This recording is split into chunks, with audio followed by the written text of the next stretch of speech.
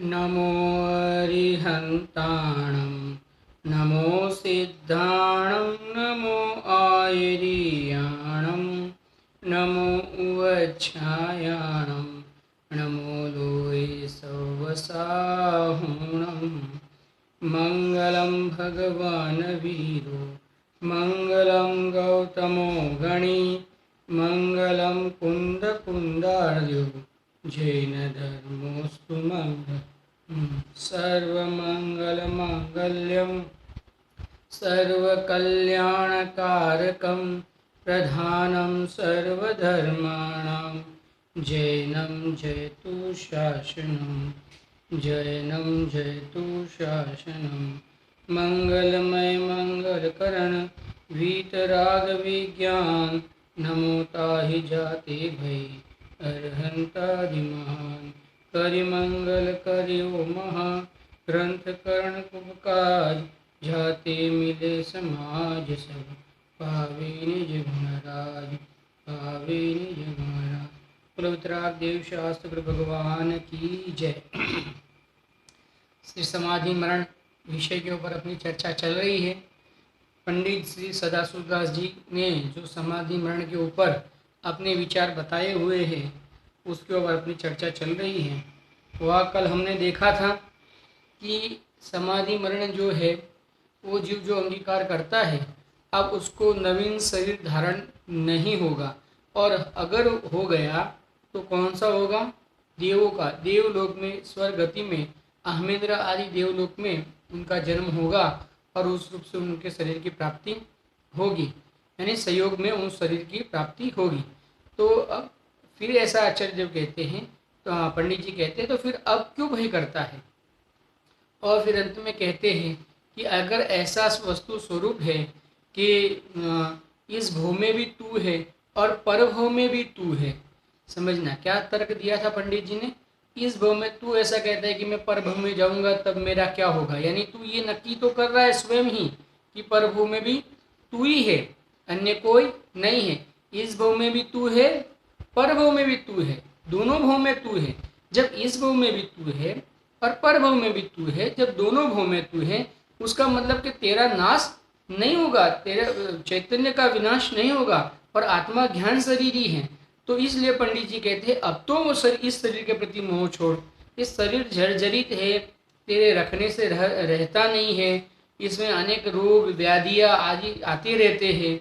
जैसे जैसे उम्र बढ़ती जाती है वैसे वैसे इंद्रियां शिथिल हो जाती है, सब रोग आ जाते हैं शरीर के अंदर, शरीर जीर्ण हो जाता है। अब इस प्रकार की शरीर की व्यवस्था है और अब तेरे रखने से ये शरीर रहता भी नहीं है। जब इस प्रकार से शरीर की और इस जीव की दोनों की व्यवस्था है, जीव का कभी अभाव नहीं होता क्योंकि जीव तो ज्ञान स्वभावी है, ज्ञान शरीर ही है। और बाहर में जो सहयोग, ये शरीर का सहयोग मिला है, वो शरीर भी तो प्रत्येक समय जीर्ण होते जा रहा है, प्रत्येक समय वृद्ध होते जा रहा है, इंद्रियां प्रत्येक समय कमजोर होती जा रही है, प्रत्येक समय रोग इस शरीर के अंदर बढ़ते ही जा रहे हैं। वैसे एक तसु में 96 रोग कहे हैं, तो अब देख लीजिए पूरे शरीर में कितने रोग होंगे, तो कितने रोगों का ये शरीर घर है। तो अब ये जब शरीर ये जीर्ण हो गया है, जब ये शरीर तेरे कहने में नहीं रह रहा है, यानी तू तो चाहता है कि मैं इस प्रकार से प्रवर्तन करूं कि 5 इंद्रिय के भोगों को मैं निरंतर क्षीण रूप से, यानी बिना उसके क्षय हुए मैं भोगूं, लेकिन ये शरीर तुझे उसमें सहायभूत नहीं हो रहा है, ख्याल में आ रहा है, सब वस्तु ख्याल में आ रही है। तो फिर पंडित जी कहते हैं अब इतना ख्याल में आ गया है तो अब तो इस शरीर के प्रति मोह को छोड़। अब कब तक इस शरीर के प्रति मोह? ऐसे वृद्ध शरीर में, ऐसे जीर्ण शरीर में, जो शरीर नियम से अभी थोड़ी काल में जाने वाला है, ऐसे जीर्ण शरीर में तो क्यों मोह कर रहा है? पंडित जी ऐसा कह रहे हैं। देखो यहाँ तक तो हमने विषय कल पढ़ा था, थोड़ा उसका रिवीजन लिया। अब आगे क्या कहते हैं? अब इस अवसर में हमारे एक जिनेन्द्र देव का वचन रूप अमृत ही परम औषधि हो। और यहाँ पे अगर कोई औषधि है तो क्या है? जिनेन्द्र देव का वचन ही औषधि है। देखो, जिनेन्द्र का वचनामृत बिना विषय कषाय रूप रोग जनित दाह के मिटने को कोई समर्थ ना है। ये जो दाह जगी है जन्म मरण की, जो दुख उसका उत्पन्न हो रहा है, उसको मेटने में जिनेंद्र भगवान के जो ये वचन है उसके समान कोई अपना सहायभूत नहीं है। क्यों? क्योंकि जिनेंद्र भगवान ही एक ऐसा कहते हैं कि तू ज्ञान शरीरी है। जब मैं ज्ञान शरीरी हूँ और ये शरीर में हूँ ही नहीं, तब जब ये शरीर ही मैं नहीं हूँ तो इस शरीर में जो होना वो हो जाए।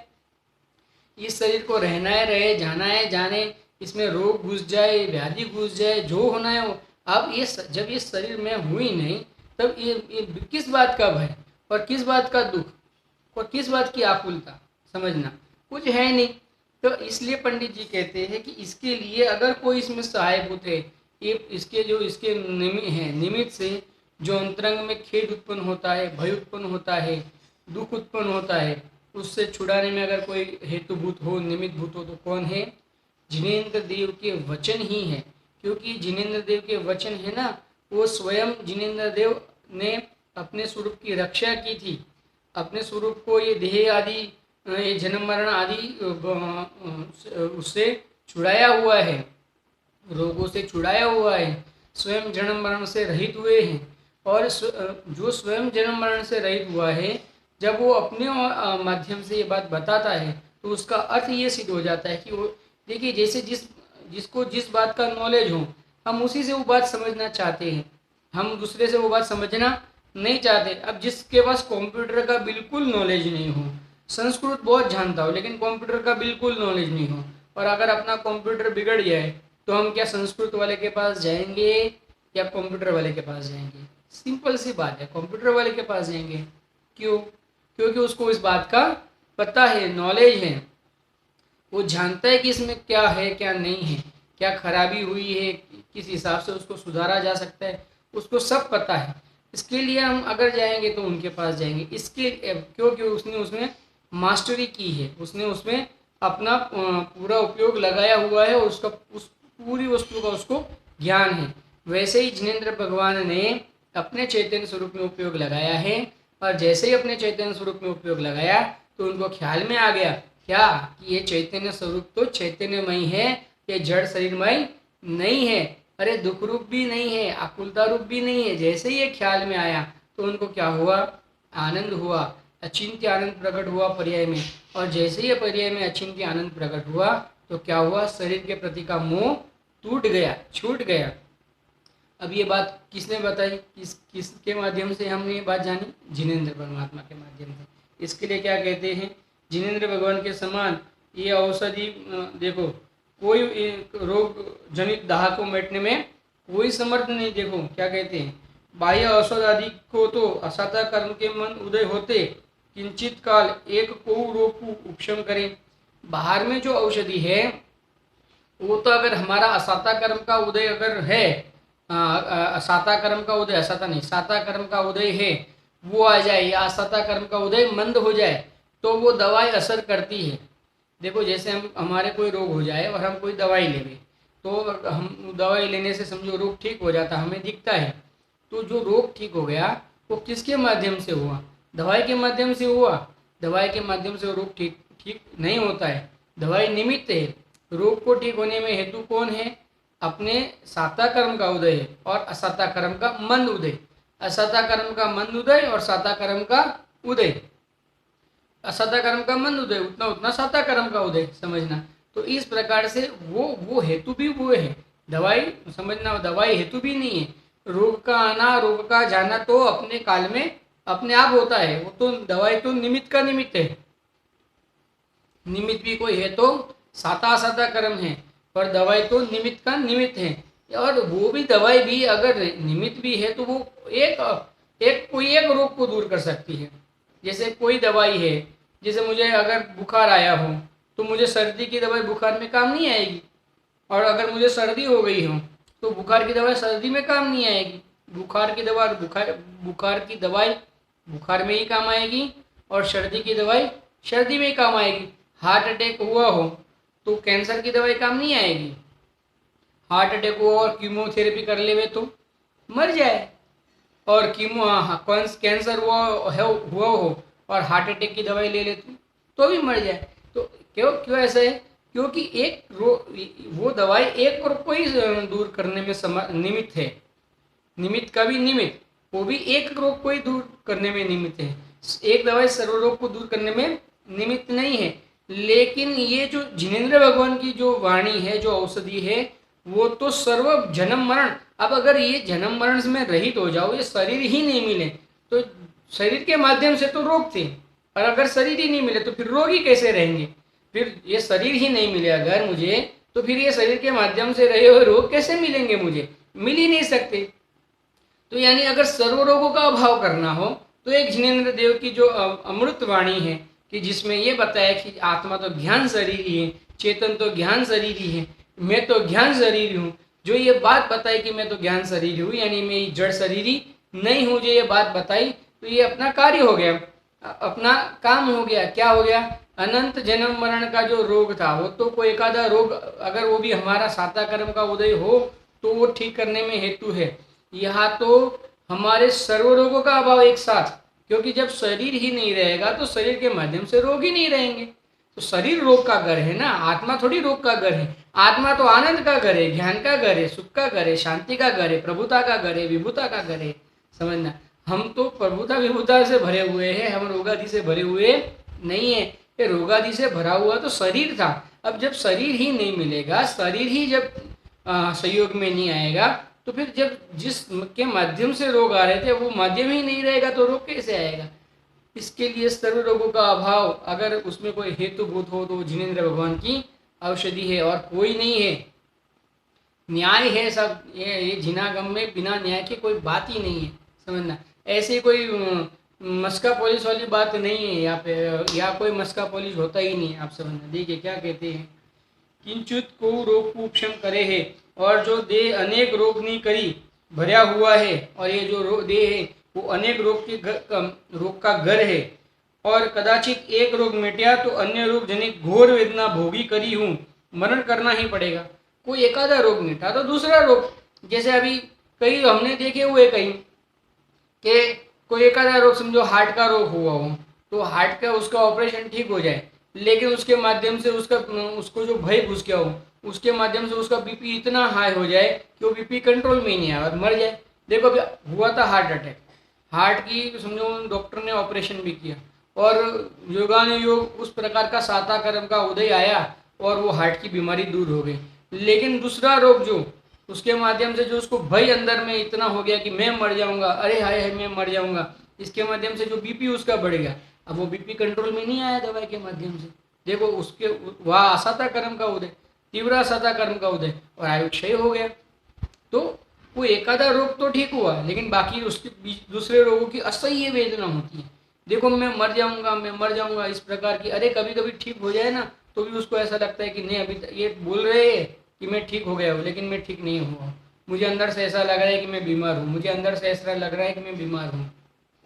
इस प्रकार से भयाक्रांत होता हुआ मर जाता है। अनेक प्रकार की बीमारी, ये नहीं तो ये नहीं तो ये। अभी हमारे एक भाई के साथ को ऐसा हुआ कि कैंसर हुआ था एक जगह का, और वो पार्ट उनका निकाल दिया, लेकिन वो पार्ट निकालते निकालते जिस दवाई खाने में लेके गए थे वहाँ पे उनको निमोनिया हो गया। अब निमोनिया कंट्रोल में नहीं आया और मरण हुआ निमोनिया से। देखो कैंसर ठीक हो गया, कैंसर जैसी बीमारी ठीक हुई। डॉक्टर कहता है, जिनका उन्होंने ऑपरेशन किया वो डॉक्टर ऐसा कहता है कि कैंसर तो ठीक हो गया, लेकिन देखो मरण हुआ निमोनिया से। लोग कहते हैं कि कैंसर से मरण होता है, अब बताओ कैंसर ठीक हो गया और मरण हुआ निमोनिया से। क्या अपन तर्क लगाएंगे बताओ? कोई तर्क है यहाँ पे कि किसके माध्यम से मरण होता है और किसके माध्यम से मरण नहीं होता है? कोई तर्क नहीं है। एक ही तर्क है, समझना, कि आप अगर अपने चैतन्य स्वरूप का आश्रय करोगे तो ये जो जन्म मरण आपको करना पड़ रहा है उसका अभाव हो जाएगा। और अगर ये जन्म मरण का ही अभाव हो जाएगा तो उसके माध्यम से होने वाले सर्व रोगों का भी अभाव हो जाएगा। अब तो तू मजा कर, अब तो तू प्रमोदित हो, अब तो इसके प्रति, शरीर के प्रति मोह छोड़ और क्या कर, आनंद का वेदन कर। अब तो प्रमोदित हो हे जीव, अब तो आनंद को भोग। ऐसा आचार्य देव कहते हैं। श्री समय सार जी में एक कलेश में तो आचार्य अमृतचंद्र आचार्य ऐसा कहते हैं कि तुझे मालूम हो गया ना ये शरीर और तू एक नहीं है, तो अब तो प्रमोदित हो प्रभु, अब तो तू सुख का वेदन कर। कितना ऐसा उनको इतना प्रमोद आता है कि अब तो तू सुखी हो जा। पहले तो दुखी था, मानते थे कि तूने ये मान्यता बना के रखी थी अनादिकाल से कि शरीर और तू एक है, लेकिन अब तुझे जिनेंद्र भगवान की वाणी के माध्यम से ख्याल में आ गया कि ये शरीर और मैं एक नहीं हुए, और इसके माध्यम से होने वाले रोग मेरे नहीं है, इसके माध्यम से होने वाली कोई भी प्रतिकूलता अनुकूलता मेरी नहीं है। जब ये ख्याल में आ गया तो भगवान आचार्य देव कहते हैं अब तो प्रमोदित हो, अब तो सुख का वेदन कर। क्या गजब है, क्यों दुखी रहता है, पूरा दिन दुखी, पूरा दिन भयाक्रांत, इसका क्या हो जाएगा, उसका क्या हो जाएगा, ये करूँगा तो वो हो जाएगा, वो करूँगा तो ये हो जाएगा। तो वो कुछ नहीं होता है, पर में अपना कुछ होता नहीं है और अपने में अपना सब कुछ हो रहा है। जब सब कुछ अपने में अपना ज्ञान हो रहा है, आनंद हो रहा है, सुख हो रहा है, शांति हो रही है, जब सब कुछ अपना अपने में हो रहा है पर का पर में हो रहा है, तो फिर क्यों अकुलता कर रहा है, क्यों भयाक्रांत हो रहा है। छोड़िए इस भय को, ऐसा कहते। देखो, ताते जन्म मरण रोग को हरने वाला भगवान का उपदेश रूप अमृत ही का पान करूं। अब तो मैं ये रोग को हरने वाला जो जिनेंद्र देव का जो अमृत रूप जो उपदेश है उसका ही पान करूंगा, अन्य किसी की बातों को नहीं सुनूंगा। अरे मरण समय में तो बच्चे आएंगे, कहेंगे कि पापा आप तो अभी वसीयत लिख लो कि मेरे नाम पे इतना, भाई के नाम पे इतना, बहन के नाम पे इतना, ये सब आप तो कर लो। वो तो आएगा कि इसको अपन ने कितने पैसे दिए थे बताओ, वो तो आएगा कहने पूछने के लिए। वो तो जब सब अपने अपने क्या बोलते स्वार्थ के हिसाब से आपसे बात करने के लिए आएंगे, लेकिन वो सब स्वार्थ के धनी होने से अपने स्वार्थ की ही बातें करेंगे। आपके जो अंदर का मूल स्वार्थ है, स्वास्थ्य है, जो आपका चैतन्य परमात्मा है, वो स्वस्थ कैसे रहे, उसको उसको क्या कहते, वो पोषण, जैसे बिना आहार शरीर को पोषण नहीं मिलता, वैसे जिनेंद्र देव की वाणी के माध्यम से हमें मैं अशरीरी हूँ इस बात का, हमें इस श्रद्धा का हमारे जो पोषण हो रहा है, वो पोषण कौन कराएगा बताना, कोई समर्थ नहीं है। इसके लिए क्या करो, अब तो मैं भगवान जिनेंद्र देव की बात का ही आश्रय ग्रहण करूँगा और किसी का भी आश्रय ग्रहण नहीं करूँगा, किसी की बात नहीं सुनूंगा, जिसको जो बोलना हो बोले, मैं तो सिर्फ जिनेंद्र देव की बात का ही आश्रय करूँगा और किसी की बात का आश्रय नहीं करूँगा। और औषधाधिक 1000 रुपये करते हूँ, विनाशिक रोग नहीं मिटेगा, ताते रोग ते अति उपजाए, कुगति का कारण दूर ध्यान करना उचित नहीं।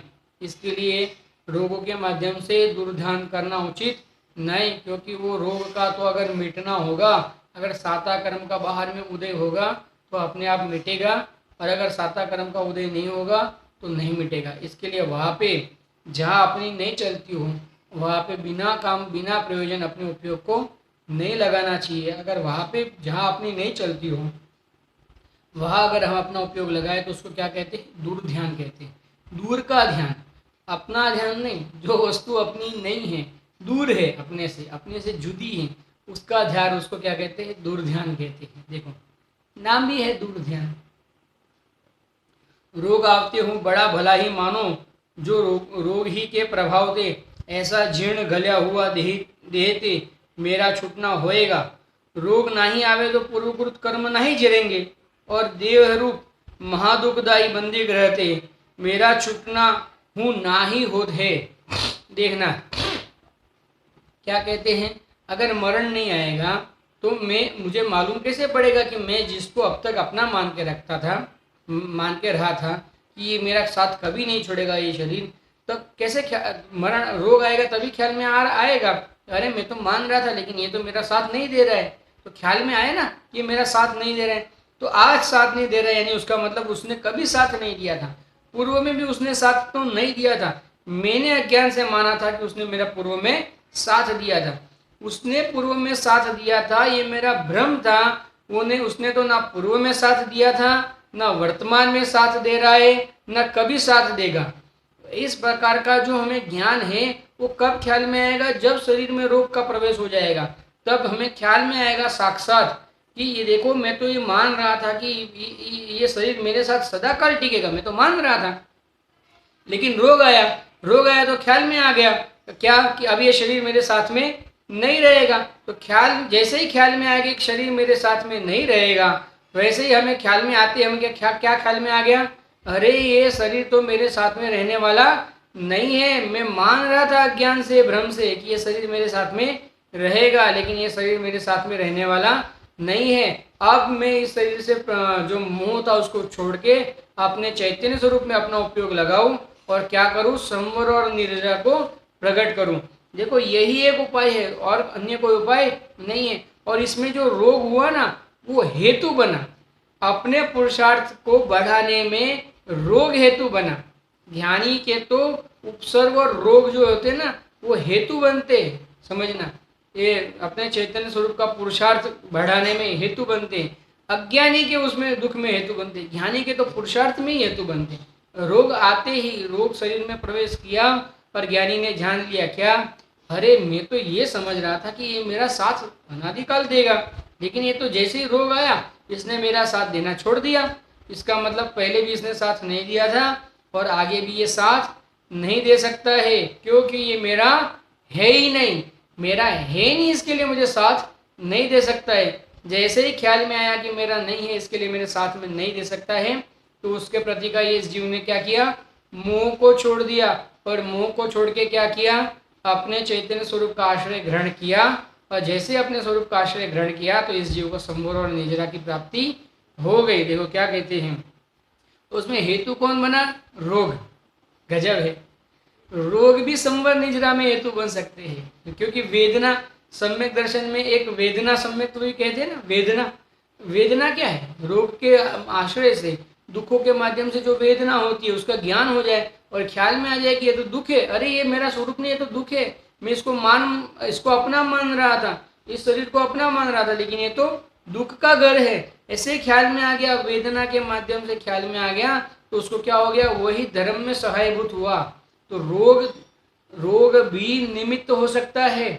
सम्यक दर्शन में संवर निद्रा में रोग भी निमित्त हो सकता है। रोग के माध्यम से भी, यानी रोग का ज्ञान करके भी ये ख्याल में आ जाए कि शरीर मेरा नहीं है, तो संवर निद्रा में हेतु बनता है। देखो क्या कहते हैं, गजब है, न्याय है, गजब गजब के न्याय है।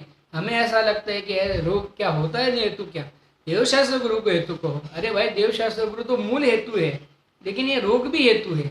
रोग ख्याल में आया, रोग के माध्यम से हमें वस्तु के स्वरूप का ख्याल में आया, अनित्यता का ख्याल में आया, तो हमें जिनेन्द्र देव की बात का शरण करना, जिनेन्द्र देव ने ये बात पहले बताई थी, हमने सुनी थी, उसके ऊपर विश्वास आया। तो बात तो जिनेन्द्र देव ने बताई थी, विश्वास तो उसके ऊपर ही आया, लेकिन माध्यम क्या बना, रोग। तो क्या कहते हैं, देखो क्या, इसके लिए रोग को मित्र कहा है, समाधि मरण को मित्र कहा है, रोग को भी मित्र, रोग मित्र है अपना। अरे रोग आते ही हमें ख्याल में आए ना, ये मेरा स्वरूप नहीं है, तो मित्र हुआ कि नहीं हुआ। जो हमें ख्याल दिलाए, जो हमें सच्चा मार्ग दिखाए, वो क्या, कौन होता है, मित्र होता है। और रोग ने अपने हमको सच्चा मार्ग दिखा दिया। क्या गजब कहते हैं। देखो, महादुखदायी बंदे ग्रह थे, मेरा सुकृत छूटना ही नहीं होत। अगर ऐसा होता तो ये बंदी ग्रह में जो मैं बंदा हूँ ना, उसको शीघ्रतया छूटना नहीं होता। देखो, और ये रोग रूप मित्र को, देखो रोग रूप मित्र को, रोग को भी मित्र कहा, और ये रोग रूप मित्र को सहाय, जो जो देह में बंधे त्यो तो मेरा राग बंधन ते, कर्म व शरीर बंधन ते छूटना होय है। क्या कहते हैं, ये रोग मित्र को सहाय, जो जो देह में बंधे, ये रोग देह में बनता है, जैसे जैसे रोग देह में बनता है वैसे वैसे मैं आत्मा में बनते जा रहा हूँ, मैं रोग से छूटते जा रहा हूँ, उसकी बुद्धि से छूटते जा रहा हूँ। मैं देह की बुद्धि, यानी देह बुद्धि, यानी देह में जो मेरा अपना अपनत्व था, ममत्व था, कर्तृत्व भुक्तत्व था, वो अपनत्व तो एक साथ छूटता है, लेकिन जो कर्तृत्व भुक्तत्व था, वो जो उसके जो क्रम होते हैं, वो क्रमिक रूप से मैं क्या करता जाता हूँ, छोड़ता जाता हूँ। जैसे जैसे रोग आता जाता है वैसे वैसे मैं इससे निवृत्त होता जाता हूँ। इसके लिए क्या है, मित्र है। रोग जैसे जितना जितना रोग शरीर में आएगा उतना उतना मैं अपना चैतन्य का पुरुषार्थ बढ़ाऊंगा और क्या करूंगा, ये रोग मेरे को कभी दुख दे ही नहीं सकता। इस प्रकार का रोग से समझना, लड़ता हुआ, ये भी कहो लड़ता हुआ, मैं क्या करूंगा, अपने चैतन्य वीर की अनुभवना करूंगा, उसका संवेदन करूंगा। क्या गजब बात है, रोग को भी मित्र कहते हैं। ये कहने की ताकत सिर्फ जैन धर्म में जिनेन्द्र परमात्मा की है कि रोग भी मित्र है, शत्रु भी मित्र है। अरे जो शरीर खावे वो शरीर खाने वाला शेर भी मित्र है। ये कौन कह सकता है, सिर्फ वितरागी देव कह सकते हैं। और किसी की ताकत नहीं है कहने की, इसके लिए मैं जिनेंद्र देव की बात सुनूंगा। देखो और कोई कारण थोड़ी है जिनेंद्र देव की बात सुनने का। अरे मुझे पुरुषार्थ मिल रहा है उनकी बात सुन सुन के। हो रहा है तो रोग, आ रहा है तो रोग, ये तो सुन के तो दुनिया तो पागल हो जाए, एक मरने जैसा समझो करने लग जाए, एकदम भावरा हो जाए, जैसे जैसे रोग आ जाए तो। और यहाँ तो ज्ञानी जीव रोग आ जाए तो और पुरुषार्थ बढ़ा के केवल ज्ञान तक प्राप्त कर लेते। गजब बात है, संबंध ही जरा प्रकट कर लेते हैं, इतनी गजब बात है। ये जैन धर्म अपना कोई अलौकिक धर्म है, कोई लौकिक के साथ में उसकी कोई दूर दूर तक कोई कंपैरिजन ही नहीं है, उसकी कोई क्या बोलते हो, उसका और इनका कोई मिलान ही नहीं है। समझना, क्या मिलान करे, कितना गजब है। या तो रोग को मित्र कह देते, गजब है। देखो क्या कहते हैं, और जो ये रोग जनित दुख मेरे जानने में आवे, सो मैं तो जानने वाला ही हूँ। जैसे ये रोग मेरे ख्याल में आया तो क्या ख्याल में आया, रोग ख्याल में आया कि जानने वाला ख्याल में आया। बताओ, मुझे बुखार हुआ है, क्या ख्याल में आया, बुखार ख्याल में आया कि मैं बुखार को जानने वाला हूँ, ये ख्याल में आया। मुझे खांसी हुई है, क्या जानने में आया, मैं खांसी हुई है जानने में आया कि मैं खांसी को जानने वाला हूँ, ये जानने में आया, मैं जानने वाला हूँ। रोग जानने में नहीं आया, रोग अरे जानने में नहीं आया, नहीं, रोग गौण हुआ, रोग का ज्ञान गौण हुआ, और ये मैं जानने वाला हूँ वो ज्ञान मुख्य हुआ। आप समझना, मुख्य और गौण की व्यवस्था है ना। राग के माध्यम से, रोग के माध्यम से भी ख्याल में क्या आया, जानने वाला ख्याल में आया, रोग के माध्यम से भी जानने वाला ख्याल में आता है।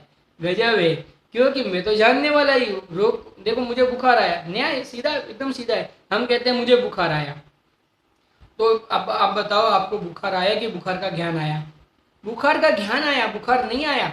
यानी बुखार आया वो समझना, वो ज्ञान गौण हुआ, और मैं बुखार आया ऐसा मैं तो जानने वाला हूँ, ये ज्ञान मुख्य हुआ। जिसके ये ज्ञान मुख्य हुआ उसके क्या हुआ, संवर्धी जरा की प्राप्ति हुई। देखो क्या कहते हैं और आगे, तो अजब गजब के न्याय है, जैन धर्म अजब गजब है। देखो, मैं तो अमूर्तिक चैतन्य स्वभाव अविनाशी हूँ, मैं तो कैसा हूँ, चैतन्य स्वभाव अविनाशी हूँ, ज्ञाता हूँ, और जो ये रोग जनित दुख मेरे जानने में आवे है, सो मैं जानने वाला ही हूँ। या कि लार मेरा नाश नाही, इसके पीछे मेरा नाश नहीं है। लार यानी लार है ना, लार कैसे कहते हैं, पीछे, लार का मतलब पीछे। इसके ये रोग के पीछे मेरा नाश नहीं है, समझना। मैं तो सदाकाल वैसा का वैसा हूँ, लोग आवे भले ही, उसके पीछे मेरा नाश नहीं हो जाता। उस लार यानी पीछे, रोग की लार मेरा नाश नहीं है, मेरा नाश नहीं कर सकता वो रोग। देखो, जैसे लोहे का संगति में अग्नि हूँ, घनी का घात सहे, तैसे शरीर की संगति में वेदना का जानना मेरे हु है। ये प्रवचन सार की एक गाथा है। जैसे जो लोहा होता है ना, वो अग्नि के सहयोग में रहता है तब पीटता है। जैसे आपने देखा होगा, जैसे लोहे के जो शस्त्र बनाते हैं, जो आभूषण बनाते हैं, उस काल में क्या करते हैं, लोहे को गर्म करते हैं, और लोहे को गर्म करके क्या करते हैं, उसको पीटते हैं तो उसके माध्यम से वो शस्त्र, वो आभूषण आदि बनते हैं, उसको पीटने के माध्यम से। तो लोहे को जो पीटना हो ना, लोहे को जो वैसे लोहे को कोई ज्ञान नहीं है, या तो उदाहरण एक देश होता है, लेकिन लोहे की जो पिटाई हुई ना, वो किसके माध्यम से हुई, लोहे की पिटाई, उसने अग्नि का संग किया, इसके लिए लोहे की पिटाई हुई। अगर लोहे ने अग्नि का संग, वह लोहा जानबूझ के कोई अग्नि का संग नहीं कर सकता है, वो लोहे में ज्ञान नहीं है। ये तो उदाहरण एक देश होता है, एक देश समझना चाहिए। लोहे का अग्नि के साथ संग हुआ, इसके लिए लोहे की पिटाई हुई। अगर अकेला लोहा होता, अकेले लोहे को कौन पीटता है, अकेले लोहे को पीट के क्या होगा, क्या मिलेगा, कुछ नहीं मिलेगा। अकेले लोहे को पीटने से ना तो कोई शस्त्र बनेगा, ना ही कोई आभूषण बनेगा। इसके लिए अकेले लोहे को तो कोई पीटता नहीं है। लेकिन कौन से लोहे को पीटा जाता है, जिसने अग्नि का संग किया हो उस लोहे को पीटा जाता है ना। अग्नि सहे घन घात, लोहो की संगति पाई। अग्नि को घन कैसे पड़े, लोहे की संगति की तो अग्नि को घन पड़े, नहीं तो अग्नि को कौन घन मारे, सोई लोहे को नहीं, अग्नि को। अग्नि को कौन घन मार सकता है, अग्नि को घन कब पड़े, जब उसने लोहे की संगति की। वैसे ही ये जो ज्ञान अग्नि है, ये ज्ञान रूपी अग्नि है, उसने किसकी संगति की, अगर रोग की या शरीर की संगति की तो आपको रोग के घन पड़ेंगे, नहीं तो नहीं पड़ेंगे। अग्नि का घात सहे, तैसे शरीर की संगति में वेदना का जनना मेरे हु है। वैसे तो शरीर की संगति में वास्तव में मेरे को तो क्या है, वेदना का जानना हूँ है, यानी ज्ञान हो रहा है। देखो क्या कहते हैं, अग्नि ते झूपड़ी बले है, झूपड़ी के माही आकाश नहीं बले है। क्या अद्भुत उदाहरण दिया है। अगर अग्नि को आप आग लगा दो तो क्या जलेगा, अग्नि जलेगी। अग्नि के अंदर जो आकाश द्रव्य रहेगा, क्या अग्नि के अंदर का आकाश द्रव्य जल जाएगा? नहीं जल जाएगा, क्योंकि आकाश अमूर्तिक है ना, या अमूर्तिक प्रदेशों का पुंज जो अपना चैतन्य द्रव्य है ना, उसको सिद्ध करते हैं। जैसे झूपड़ी है वो मूर्तिक है, जैसे ये शरीर ये कैसा है, झूपड़ी मूर्तिक, और उसमें रहा हुआ, उसमें झूपड़ी में आकाश रहता है, वो अमूर्तिक। इसमें क्या रहता है, अमूर्तिक ज्ञानादि प्रदेशों का पुंज, ये जो चैतन्य परमात्मा। तो ये वो झूपड़ी जल जाए तो वहाँ आकाश नहीं जलता, वैसे ही अगर ये शरीर जल जाए तो इसमें रहा हुआ आत्मा नहीं जलता, आत्मा तो वैसे का वैसा रहता है। क्या उदाहरण भी अजब गजब दिए हैं। देखो क्या कहते हैं, तैसे अविनाशी अविनाशी तीन चैतन्य धातु में आत्मा ताका रोग रूप अग्नि गरी नाश नाही, क्या ही अविनाशी अमूर्तिक, अविनाशी अमूर्तिक चैतन्य धातु में आत्मा ताका रोग रूप अग्नि करी नाश नाही है। रोग रूप अग्नि में, अग्नि के माध्यम से तो शरीर का नाश होगा, इस चैतन्य स्वभावी आत्मा का नाश नहीं होगा। क्या कहते हैं, देखो गजब गजब बात है। और अपना उपजा कर्म आपको भोगना ही पड़ेगा, और आपके किए हुए कर्म को क्या करना पड़ेगा, आपको भोगना ही पड़ेगा। भोगना ही पड़ेगा का अर्थ, वो बाहर में उस प्रकार के संयोग वियोग होंगे ही, तू अपने चैतन्य स्वरूप में रह जा तो क्या होगा, तू उसका जानने वाला हो जाएगा, उसको भोगने वाला नहीं रहेगा। देखो, कायर हो भोगूंगा तो कर्म नहीं छोड़ेंगे, अगर कार्य हो के भोगूंगा तो कर्म नहीं छोड़ेंगे, और धैर्य धारण करी भोगूंगा तो हूँ कर्म नहीं छोड़ेंगे। और धैर्य रखे भी अगर, तो कर्म तो अपना जो संयोग वियोग का जो काम करने वाले वो करने ही वाले हैं। मैं कायर होके अगर उनके सामने मुख करूं, या धैर्य रख के पुरुषार्थ रख के उनके सामने मुख करूं, लेकिन उनका तो जो छूटना है या उनमें जो संयोग वियोग होना है वो तो होना ही है, उसमें कुछ फर्क नहीं पड़ने वाला है। ताकि दो लोग का बिगड़ने वाला कायरपना धिक्कार हो, तो दोनों लोग के कायरपने को मैं धिक्कारता हूँ। यानी कायरपना से अगर मैं उसको भोगूंगा ना तो यहाँ तो दुखी होऊंगा ही, लेकिन यहाँ आर्त रोध ध्यान के माध्यम से अगर मेरा मरण हो जाएगा तो परभो भी कैसा हो जाएगा, नरक तिरिंच आदि गति में जन्म हो जाएगा, तो वहाँ भी दुख के घन पड़ेंगे। आप समझना, कर्म का नाश करने वाला धैर्य ही धारण करना श्रेष्ठ है, धर्म का धारण करने वाला धैर्य ही, कर्म का नाश करने वाला धर्म का धारण करने वाला, कर्म का नाश करने वाला क्या, धैर्य ही श्रेष्ठ है, पुरुषार्थ ही श्रेष्ठ है, अपने चैतन्य स्वरूप में रहना ही श्रेष्ठ है। देखो क्या कहते हैं, और हे आत्मन, और बताते हैं, अरे भाई क्या कहते हैं, तुम रोग आए ऐसे कायर हो, सो विचार करो। रोग आने पे जो तुम कायर हो रहे हो तो विचार करो। क्या विचार करो, नरक में यो जीव कौन कौन त्रास नहीं भोगी, नरक में इस जीव ने कौन कौन से त्रास नहीं भोगे, विचार करो। नरक में तूने सब प्रकार के, कितने प्रकार के दुख, नरक और तिर्यंच गति के दुखों का वर्णन जब दौलत राम जी ने कहा, जब अन्य विद्वानों ने और आचार्यों ने कहा, तो उन्होंने कहा कि जिनेंद्र भगवान भी इनके दुख को कहने में समर्थ नहीं है। हजार करोड़ों जबान ये तो दुख को, ये दुख के एक समय के, इनके एक समय के दुख को कहने में, नरक गति के एक समय को दुख को कहने में करोड़ों जबान समर्थ नहीं, जिनेंद्र भगवान भी समर्थ नहीं, एक समय के दुख को कहने में समर्थ नहीं। आप समझो, जब एक समय के दुख को कहने में जिनेंद्र भगवान समर्थ नहीं, करोड़ों जबान समर्थ नहीं, वैसे दुख तो हमने पहले अनंत बार भोगे हैं कि नहीं भोगे हैं। वैसे दुख तो यहाँ पे नहीं है ना अभी वर्तमान में, ये रोगों की अवस्था में वैसे तो दुख नहीं है ना, ये कहने वाले हैं। देखो क्या कहते हैं, कौन कौन त्रास नहीं भोगी, असंख्यात बार अनंत बार मरे, विदारे चीरे फाड़े गए हो, अनंत बार चीड़े फाड़े गए हो। आप समझना, यहाँ तो तुम्हारे कहाँ दुख है, ये यहाँ तुम्हारे कौन सा दुख है, वैसा कोई दुख है, कोई चीरफाड़ कर रहा है तुम्हारी, कुछ नहीं हो रहा है। यहाँ कोई ना तुम्हारे चीरफाड़ कर रहा है ना कुछ हो रहा है, वहाँ तो कितनी चीरफाड़ हो रही थी, तुम्हारे कितना दुख तुम भोग रहे थे बताओ। और क्या कहते हैं, और तिर्यंच गति के घोर दुख भगवान केवली ही हूँ वचन द्वारा करी कहने को समर्थ नहीं। देखो यहाँ पे उन्होंने कह दिया केवली भगवान भी अपने वचन द्वारा तिर्यंच गति के दुख का भी वर्णन करने में समर्थ नहीं है। नरक गति और तिर्यंच गति के दुखों का वर्णन करने में केवली भगवान भी समर्थ नहीं है, करोड़ों जबान समर्थ नहीं है। समझ लो, ऐसे दुख हमने भोगे हैं। अभी वर्तमान में तो इस प्रकार के दुख नहीं है ना, अभी वर्तमान में तो इस प्रकार के रोग नहीं है ना, तो फिर क्यों भय करता है। अब तो तू पुरुषार्थ कर, धैर्य से इस रोग के काल में धैर्य से अपने चैतन्य स्वरूप को धारण कर। ऐसा देखो क्या कहते हैं, और मैं तिर्यंच पर्याय में पूर्व अनंत बार अग्नि में बली बली मरया हूँ। पूर्व में अनंत बार अग्नि में जल जल के मरा हूँ। मैंने पहले भी लिया था, चीन वाले लोग, चीन के लोग सब जीवों को ऐसा सीधा जिंदा जिंदा पका देते हैं। जब सुन के देख के ऐसा अंदर में समझना, ऐसा कंपायमान हो जाता है मन कि ऐसे जिंदा जिंदा जीव को जलाने की कसाई कितनी तीव्र कसाई होगी, यानी उस जीव की कितनी तीव्र कसाई होगी कि वो जिंदा जीव को जला देता है, भून देता है। ऐसा अपने बोलने को भी अपने को ऐसा हो रहा है कि जबान नहीं चल रही है।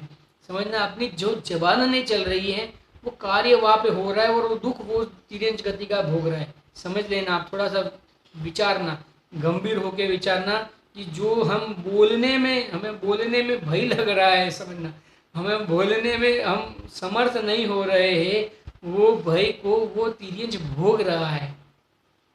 देखो क्या कहते हैं, और अनंत बार बली बली मरया हूँ, अनंत बार जल में डूबी डूबी मरया हूँ। कहा था ना, चींटी मकोड़ा आदि है, अब बारिश का जोर की बारिश गिरे डूब जाते हैं, मर जाते, अनंत बार मरे हैं। क्या कौन नहीं मरा बताओ। ये कॉकरोच क्या बोलते हैं आप, वो मरते हैं। कॉकरोच नीचे हो, बहुत जोर की बारिश आए तो पानी में मर जाते। चूहे मर जाते हैं, चूहे अपने देखे, बहुत ज़्यादा बारिश आए, बहुत ज़्यादा बारिश आ जाती है, गटर जब पूरी भर जाती है, ओवरफ्लो होके जब अपने पैर तक पानी आ जाता है, तो उस पानी के अंदर हमने कई तिर्यंचों को मरते हुए देखा है कि नहीं देखा है। चूहों को, बिल्लियों को, कई जीवों को हमने मरते हुए देखा है वहाँ पे। तो होता है कि नहीं होता है। तो हम कई बार हम डूब डूब के मरे, ये कहते हैं। देखो और क्या कहते हैं, अनंत बार विष भक्षण कर मरा हूँ। और अनंत बार तो अभी जैसे ये जीवों को पता है कि उनको जो खाना दे रहे हैं उसमें विष है कि क्या है, खा जाते हैं खाना देख के। कई बार हमने देखा है कि रोटी आदि कोई प्रयोग करने के लिए, कोई दवाई का प्रयोग करने के लिए ये तिर्यंचों को खाना खिलाया जाता है उस रोग का, और वो मर जाते हैं। जैसे ये दवाई जब बनाते हैं ना, तब उसको सबसे पहले किस में उनका एक्सपेरिमेंट किस पे करते हैं, उनका एक्सपेरिमेंट सबसे पहले तिर्यंच गति के जीवों पे करते हैं, और देखते हैं कि उनमें क्या रिएक्शन आ रहा है, क्या नहीं आ रहा है, और वो खा के वो जीव मर जाता है बेचारा। अनंत बार ऐसा मरण हुआ है। देखो क्या कहते हैं, अनंत बार सिंह वाघ सर्प आदि ने करी विदारा गया हूँ। और अनंत बार शेर आदि के सिंह आदि के माध्यम से मेरा विदारण हुआ, यानी मैं खाया गया हूँ। शस्त्र ने करी छेदा गया हूँ, शस्त्रों के माध्यम से छेदा गया हूँ। अनंत बार शीत वेदना करी मरया हूँ, शीत वेदना से मरा हूँ। बहुत ठंडी के काल में हमने देखा है, बहुत ज़्यादा ठंडी गिरती है, कई जीव मर जाते हैं बेचारे। अनंत बार उष्ण वेदनी करे मरया हूँ, बहुत बार ज़्यादा गर्मी गिर जाए तो भी मर जाते। हमने देखा है कबूतर आदि जो पक्षी आदि है, बहुत तीव्र गर्मी गिरती है, पानी आदि पीने को नहीं मिलता है, मर जाते तड़प तड़प के बेचारे। देखो क्या कहते हैं, अनंत बार क्षुधा की वेदना करी मरया हूँ, अनंत बार तृषा की वेदना करी मरया हूँ। अब ये रोग जनित वेदना केतिक है, कितनी है, कोई इसकी कोई सीमा है, ये वेदनाओं की कोई सीमा है, कोई सीमा नहीं। ये वेदनाओं की भी कोई सीमा नहीं, और ये चैतन्य के अनंत गुणों की भी कोई सीमा नहीं, दोनों असीम। अब आप नक्की करो, वेदना की असीमता को ग्रहण करना है कि चैतन्यता की असीम को ग्रहण करना है। चैतन्य अपना जो अपना चैतन्य देव है उसमें भी असीम गुण, जिसकी कोई सीमा नहीं, और ये जो वेदना है वो भी असीम वेदना, जिसकी कोई सीमा नहीं, जिसको कोई कहने में समर्थ नहीं। ये चैतन्य भगवान के गुणों को, सर्वगुणों को कहने में भी कोई वाणी समर्थ नहीं, और ये तिर्यन जगति के दुख, नरक गति के दुख को कहने में भी कोई वाणी समर्थ नहीं। नक्की करो किसको ग्रहण करेंगे आप, किसका साथ देंगे। देते ना, बोलते हैं ना किसका साथ लोगे, तो आप किसका साथ लोगे बताओ, किसका, चैतन्य का साथ लोगे कि उसका साथ लोगे। देखो, रोग ही मेरा उपकार करे है, वापिस कहते हैं रोग ही मेरा उपकार करता है। गजब है, रोग के माध्यम से ख्याल में आया कि ये रोग है और मैं चैतन्य स्वभाव रोगी आत्मा हूँ। देखो, रोग ही उपकार करे है, रोग नहीं उपजता तो देह में मेरा स्नेह नहीं घटता। अगर ये रोग नहीं उपजता ना, तो देह से जो मुझे स्नेह, इतना स्नेह हो गया था कि मैंने अपने आप को शरीर ही मान लिया था, वो स्नेह नहीं घटता। उसकी बुद्धि का तो एक साथ अभाव होता है, लेकिन उसके बाद भी उसकी जो उसके प्रति जो स्नेह रह जाता है यथायोग्य गुणस्थान संबंधी, वो घटता नहीं, समझना, बढ़ते जाता। ऐसा है। और समझते छूटी परमात्मा का शरण नहीं ग्रहण करता, और इन सब से छूट के परमात्मा, वो बाहर में जिनेन्द्र परमात्मा और अंदर में चैतन्य परमात्मा, दोनों का शरण ग्रहण नहीं करता, ऐसा कहते हैं। देखो और क्या कहते हैं, ताते इस अवसर में रोग है, इस अवसर में जो रोग है सो मेरा आराधना मरण में प्रेरणा करने वाला मित्र है। सोई मेरे इस अंतिम समय में आराधना करने में मेरा क्या है, मित्र है, रोग मित्र है। ऐसा विचारता ज्ञानी रोग आए कलेश नाही करे है। ऐसा विचारता हुआ ज्ञानी रोग के काल में क्या नहीं करता है, रोग के काल में क्लेश नहीं करता है। देखो, मोह के नाश करने का उत्सव माने हैं, और मोह के नाश करने का उत्सव मना रहा है। अब मैं इस शरीर के संबंधी जो मेरे रोग, ये मुझे जो मोह उत्पन्न हो रहा था, उसका अब मैं क्या करूँगा, सर्वथा अभाव करूँगा। अपने चैतन्य स्वरूप आत्मा का अनुभव करके, अपने चैतन्य स्वरूप आत्मा की संवेदना करके, उसमें स्थिर रह के, ये जो मुझे मोह उत्पन्न हो रहा था बार बार शरीर के प्रति, अपने स्वरूप की विराधना करने रूप जो ये मोह उत्पन्न हो रहा था, अब ये मोह को मैं जड़ मूल से उखाड़ के फेंक दूंगा। अब ये मोह को मैं कभी गले नहीं लगाऊंगा।